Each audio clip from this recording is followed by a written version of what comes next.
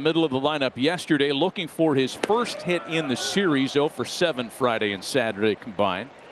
And it's a ball and a strike to the rookie, who has flashed as a leadoff hitter. And when you have a 3-homer game in the leadoff spot, of course your OPS as a leadoff hitter is going to be nice and robust, as it is for Ben. Yeah, and they've really struggled in the leadoff spot all year. When Volpe got off to a good start, went through another speed bump, and then all of a sudden found it a little bit, and then all of a sudden struggled, and they had to drop him down to get out of that leadoff spot. They tried to experiment with Rice. They had Verdugo. They had LeMahieu the other day. They haven't had a typical leadoff guy since probably Brett Gardner. 2 balls and 2 strikes to Ben Rice, leading things off in the visitors' first. Kramer's 2-2 pitch home. Tried to check it, did Rice, and went around. Yeah, good start for Dean Kramer right there. And that's what he'll do, guys. It's kind of an old school approach for him. You'll see him cruise along at 92 or 93, but he can reach down and grab a little bit extra every now and then. And he will elevate the fastball on purpose when he gets ahead and collect a few strikeouts. Oh, that's where the Orioles pitched a lot against Rice yesterday. They got him out away. 3 strikeouts in that game, 2 changeups away, 1 heater from Rodriguez on the outside half. A Bronx cheer, pardon the pun, as a reception for Juan Soto, who has turned into something of a villain around these parts. We hope to visit with Juan a little bit later on the telecast on Roku today. Why would he be booed here in Baltimore? Well, the numbers against the Orioles this year would explain it. 11 for 33 in 9 games against the Birds this season, with a couple of homers. It's all right. Pretty good season series, actually. We still got some meat on the bone between these two teams, playing in their 9th of 13 head-to-head this year. 10th, I beg your pardon. And the 1-1 home. Soto bunting.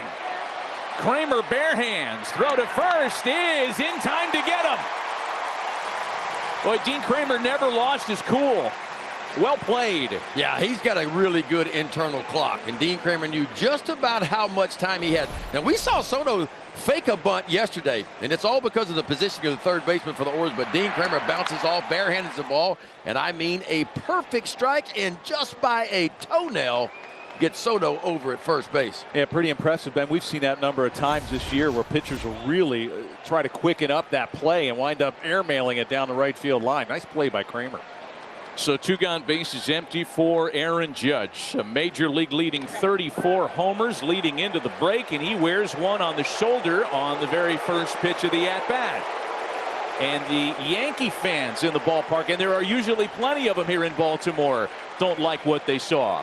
Well, they call this the South Bronx, the Camden Yards. This is the South Bronx. There's more Yankee fans, and it's been that way for a number of years. They come down here from New York. They're there for a while. It was like the travel agents would set up all kinds of excursions and tickets. Yeah, the Orioles really pounded Aaron Judge in New York some time ago. Fastballs in. That's how they got him out and how they pitched him. It's been a little bit different sequence so far the first 2. They've used a lot of off-speed pitches and mostly away. That was the first time the Orioles have really come inside with a fastball on Judge in 3 games. Alex Verdugo led off for the Yankees yesterday and had his only hit of the series in Game 2. I kind of go back to the idea of Juan Soto bunting. You got a guy that can hit the ball out of the ballpark with an OPS near 1,000. I get it. You're trying to get on base for Judge. But, boy, I almost feel like he did the Orioles a favor there. Well, I mean, he's trying to bring the infield to get in a normal spot. And the only way you do that is you fake a bunt or put one down and try to draw the infield, because he loves using that 6-hole over there. And when the third baseman for the Orioles in Westburg in this case, when he swung over, he's covering that 6-hole, so it takes away one of the best places that Soto likes to serve the ball the other way. So if you lay down a bunt or you attempt a bunt, maybe you straighten that defense back out and create that hole that is normally there. And he's done that in the past. He did it yesterday. He'll lay one down because he does have that third baseman go back. You don't expect Soto to bunt. And like you said, Matt, it's all about getting on base for Judge. And if you wind up walking Judge, then you have second and third, or first and second with runners in scoring position. Alex Verdugo on a 3-0 pitch sends a fly ball out to center for Colton Cowser, and nothing comes of the 2-out hit batsman to open the game. Half inning gone, the Yankees 0. Birds coming to bat. Gunnar Henderson, reigning American League Rookie of the Year, a Silver Slugger Award winner. Add All-Star to that list of distinctions. He leads things off for Brandon Hyde this afternoon. He and Adley Rutschman both starting in the All-Star game. First time the Birds have had multiple All-Star starters in a decade. Santander and Westburg, first-time All-Stars, batting 4 and 5. And Carlos Rodon is ready to go, making his 20th start of the year.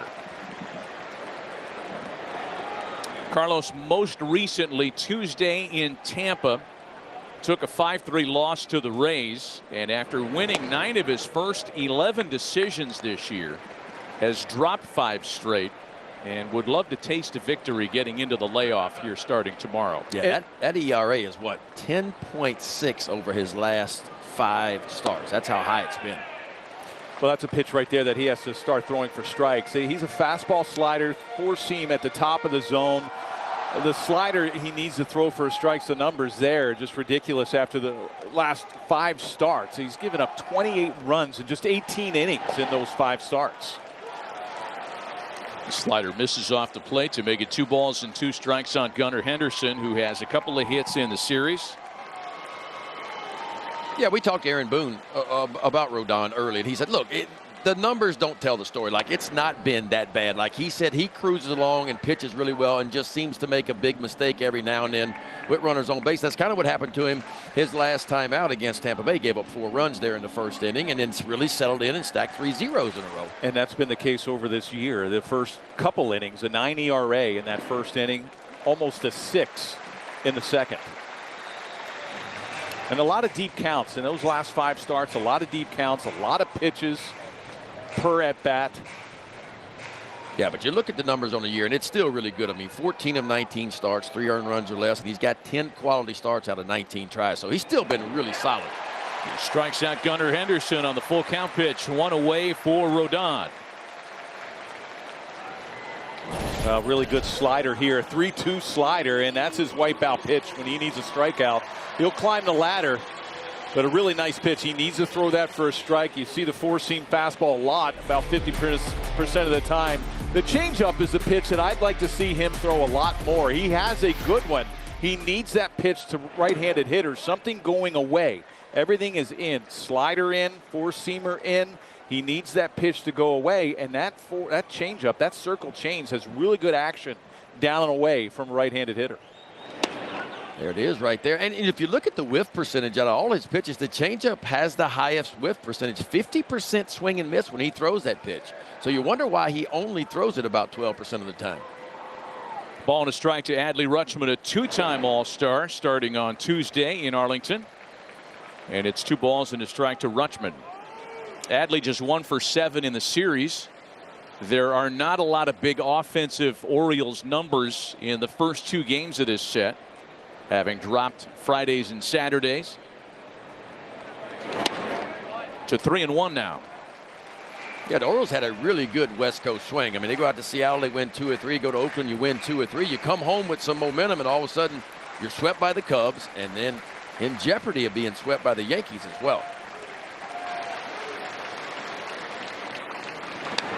It's kind of gone the other way for New York. They entered this series having not won a series in the better part of a month. And their victory yesterday, making it 2 in a row and guaranteeing a series win for Aaron Boone, just their 9th win in their last 25 tries. Yeah, first time the Yankees have won back-to-back games in over a month. Right, the Kansas City series, they went into Kansas City on a 4-game set. They won 3 out of 4, and after that, they split a series with Toronto. Jam shot pop up. Gleyber Torres handles it for route number 2.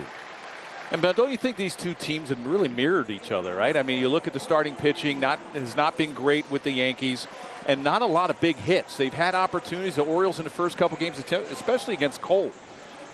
First couple innings, Cole really had a hard time finding his command, especially the fastball. The Orioles had a chance to open it up a little bit, and a lot of missed opportunities. And actually, the Yankees have been the same way. They've had men on base throughout this losing streak, this rough patch over the last month, and just not been able to get that big hit.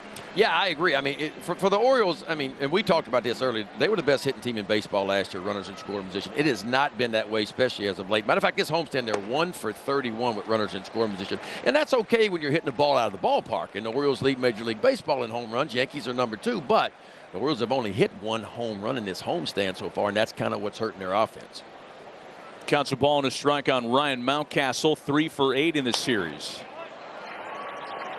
You know, it's a discussion we'll probably get into a little bit later in the telecast.